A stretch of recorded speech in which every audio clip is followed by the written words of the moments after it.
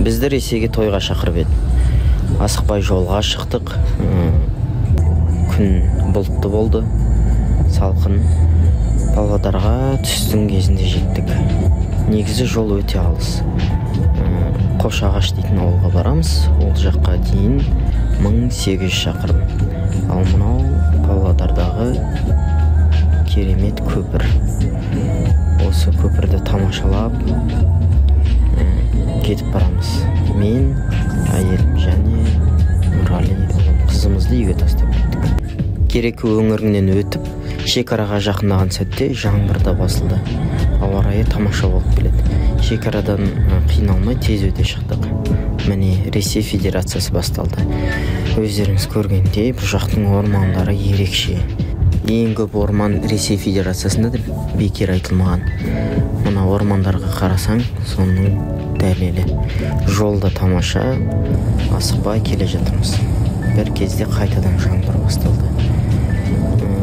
Өзі осындай жаңбырлы кезең бе, сондайға түстік біз. Жол бойы жаңбыр, күн шығып, сөйтіп араласып отырды. Жол әрине тамаша. Көлік аз.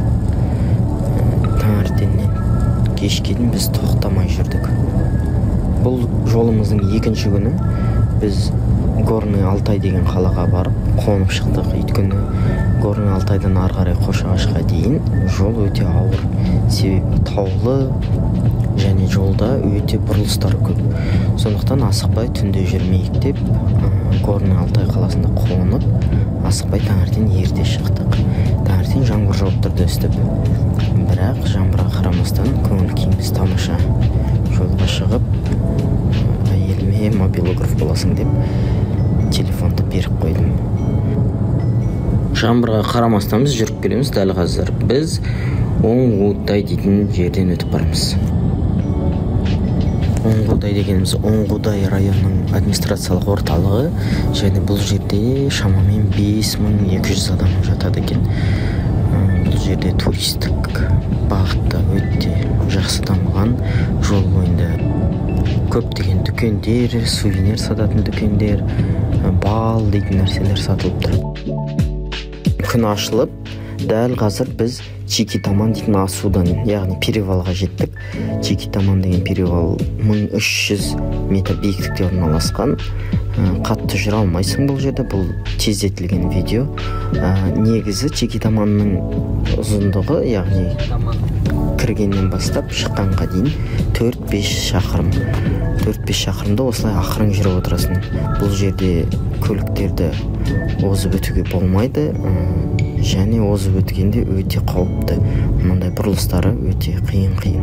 Алдымызға ақырын жүретін көлік түсіп қалғандықтан біз артынан ақырын жүріп отырдық. Ақырын деген өзі сол 60-50 км сағатына. Ал ең үстіне жеткен кездегі көрініс енді ерекше. Мына оң жағымыздағы көріністі қазір көресіздер.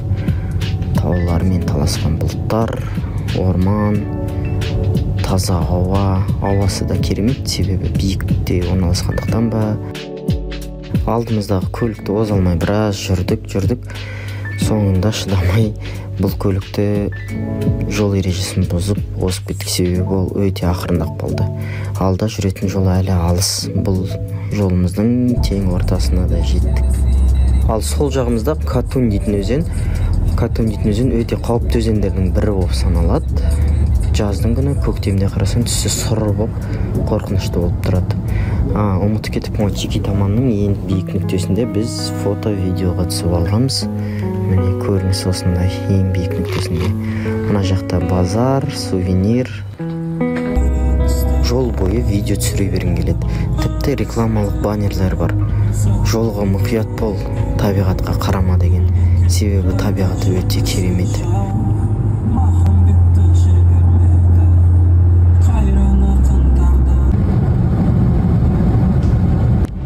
Алтай тауының ең биік нүктесіне жетіп қалдық. Алыстан қарасаңыздар, тау басында қарлар жатыр. Ауа райы салқындай бастады.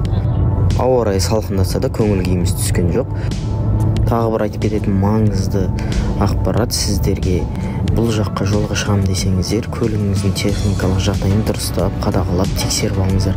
Себебі жолда бұрылыстар өте көп, және таулы биік жерлер болғандықтан доңғалағы және техникалық жағдайы өте жақсы болу керек.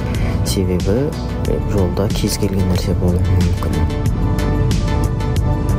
Жалпы біз Алтайда соңғы рет 3 жыл бұрын болыппыз. Енді сол тойға шақырғаннан кейін міндетті түрде барайық деп өзіміз сондай шешім қабылдадық. Алтай жақта, яғни әйелінің туыстары, жақындары, ағалары, жеңгелері тұрады. Сондықтан біз сол жаққа анда-санда барып тұрамыз. Жолда қайтадан жаңбыр басталды. Жол бойы енді осылай болып өзгеріп тұрды ауа райы. Алтай жаққа барғысы келіп жүргендер болса, көлікпен тағы бір қызық ақпарат айтып кетейін. Горный Алтайдан таңертең ерте шықсаңыздар, осылай көлік аз болады. Себебі Ташанта дейтін шекаралық пунктте сағат 10-нан бастап жұмыс істейді. Сондықтан 10-ға дейін ол жақта көлік аз болады да, сонда қарсы саған келетін көлік көп болмайды. Орман әлі де бізбен жалғасып келеді. Ресейге кіргеннен бастап, бірақ қазір Қошағашқа жақындаған сайын орман сейіле бастайды. Қазақтар жалпы жазық жерде жатқанды ұнатады ғой. Сол себепті шығар.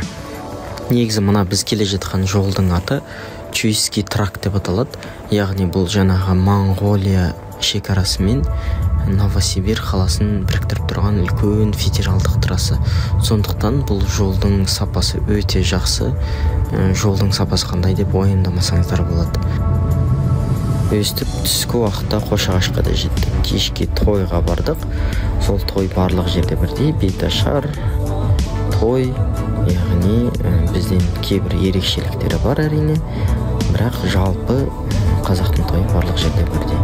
Кешке қарай салют тамашаладық. Сонымен той аяқталды. Ертеңде ұйқыны қандырып алып, жолға шықтық. Шаршадық әрине, бірақ осындай тамаша табиғатты көріп, тойға қатысып, көңіл күйіміз жақсы болып, кері қарай шықтық. Біз қайтып келе жатқан кезде Горный Алтай дейтін жерге тағы да бір қонайық деп шештік. Ол жерде әйелімнің туыстары бар еді. Сол кісілер қоныңыздар деп анау Томск қаласынан арнайы біз үшін келіпті. Ол жерде Манжиров дейтін лыжный курортный орын бар екен. Соны сіздерге көрсетеміз деп, содан біз алыстан үлкен кісілер келгендіктен сыйлап, сол жерде тағы бір күн қонуға қалдық.